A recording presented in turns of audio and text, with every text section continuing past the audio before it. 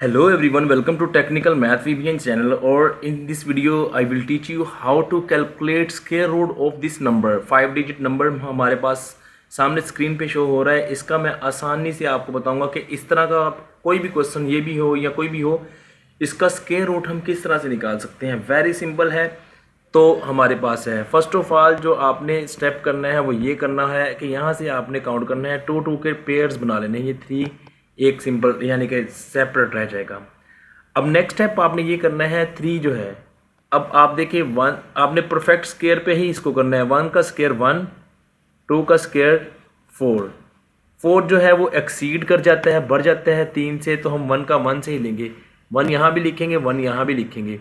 यहाँ पर 1 लिखेंगे, माइनस कर देंगे तो हमारे पास यहाँ पर आप देख लें 2 बच जाएगा। अब आपने क्या करना है, 1 में 1 प्लस कर देना है और ये 2 बन जाएगा।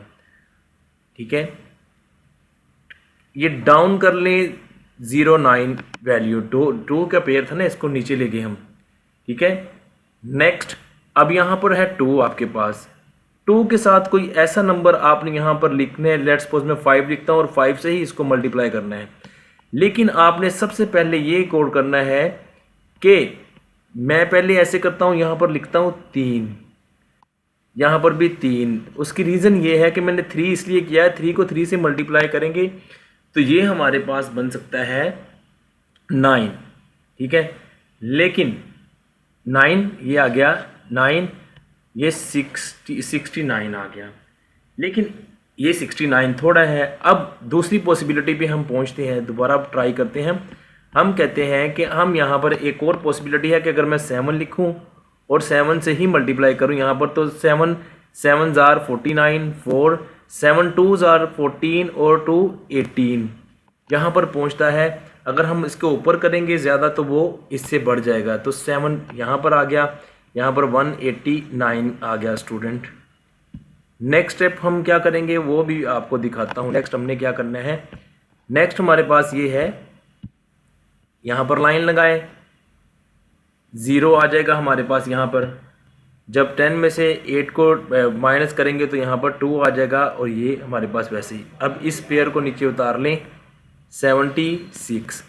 अब आपने क्या किया था, यहाँ पर 7 से किया था, अब इसमें यही वाला लास्ट डिजिट 7 प्लस कर दें और इसको नीचे लिखें। ठीक है, मैं आपको दिखाऊं तो ये हमारे पास आ जाएगा यहाँ पर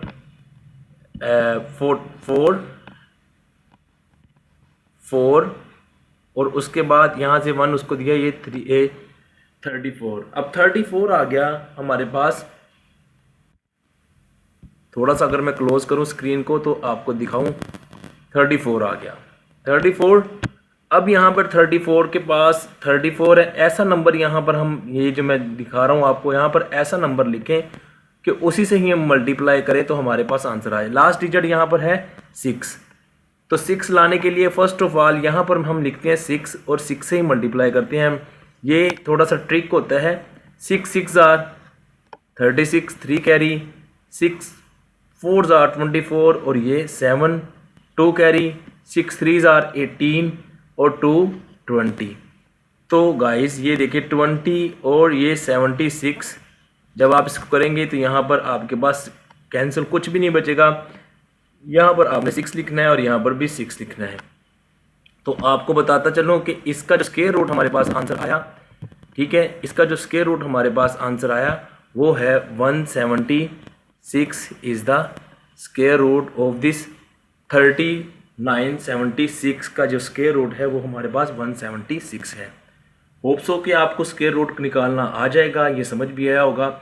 तो इस तरह की फर्दर वीडियोस देखने के लिए आप टेक्निकल मैथ VBN को सब्सक्राइब कर लें। Thank you for watching this video.